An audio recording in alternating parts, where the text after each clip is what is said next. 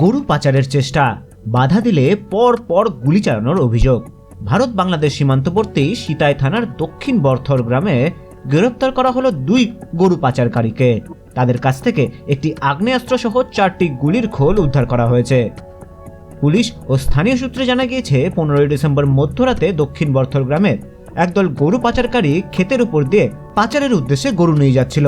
সেই সময় তাদের বাধা দিলে দুষ্কৃতীরা স্থানীয়দের উদ্দেশ্যে 4 রাউন্ড গুলি চালায়। যদিও ঘটনায় কেউ হতাহত হননি।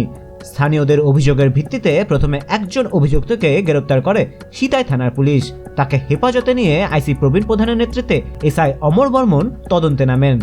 এতেই বড় সাফল্য আসে। গতকাল আরও এক অভিযুক্তকে গ্রেপ্তার করা হয়েছে। ঘটনাস্থল থেকে একটি 7.6 mm পিস্তল এবং 4টি গুলির খোল উদ্ধার হয়েছে। আইসি প্রবীণ প্রধান জানান, অন্যান্য অভিযুক্তদের খোঁজেও তল্লাশি চলছে।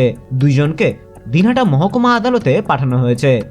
প্রসঙ্গত, কোচবিহার জেলার ভারত বাংলাদেশ সীমান্তবর্তী বিস্তীর্ণ এলাকায় কৃষকদের ক্ষেতের ফসল গরু পাচারকারীদের দৌরত্বে নষ্ট হওয়ার অভিযোগ এর আগেও উঠেছে।